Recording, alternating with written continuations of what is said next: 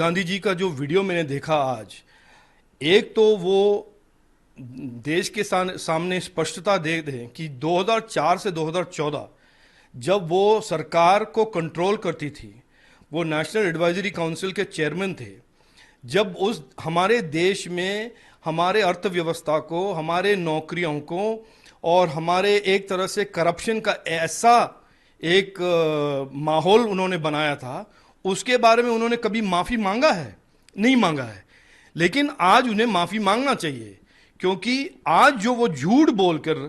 Vote मांग रहे हैं, वो कह रहे हैं कि देश में इंक्लूसिविटी नहीं है। उनको मालूम है कि पिछले 10 साल में बिना भेदभाव के नरेंद्र मोदी जी की सरकार सबका साथ सबका विश्वास के नाम आइडियोलॉजी लेकर सभी कम्युनिटीज को, सभी बिना किसी भेदभाव के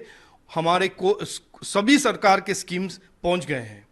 उनको मालूम है, वो कहते हैं कि जॉबलेसनेस है, उनको मालूम है कि रिकॉर्ड जॉब क्रिएशन हुआ है। उनको ये भी मालूम है कि अगर अनएम्प्लॉयमेंट हाई है, वो इंडी अलायंस के स्टेट के सरकार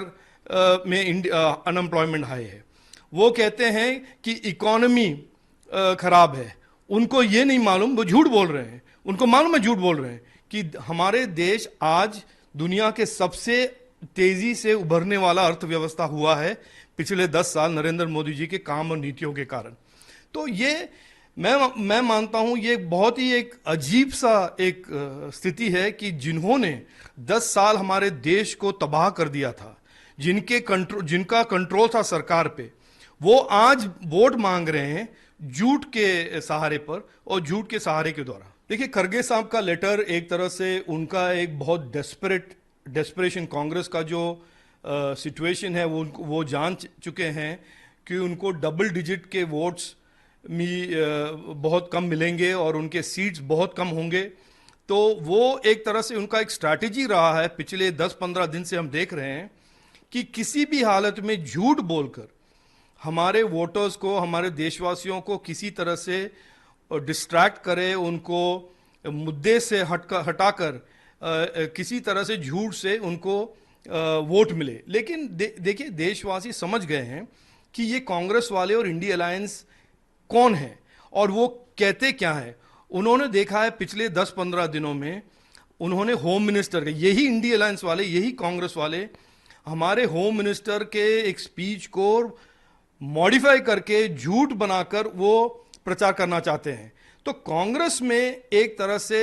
डेस्परेशन आ गया है और आज मैं आपको प्रेडिक्ट कर रहा हूं कि आने वाले 10-15 दिनों में इनके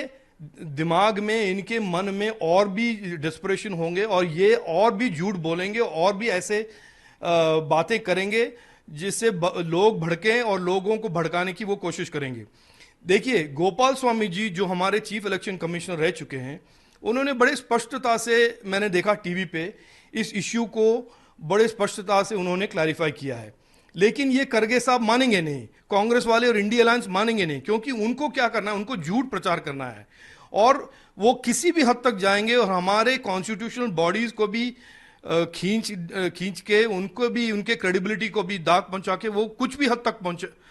जाने के लिए तैयार है। तो मैं मानता हूं देश के जो हमारे भारतवासी हैं, वोटर्स हैं, वो जानते हैं कि ये जो झूठ की राजनीति है, लूट और झूठ की राजनीति जो कांग्रेस कर रही है, उनको रिजेक्ट करना ही है। एक और बार रिजेक्ट करेंगे और ये होगा इस इलेक्शन।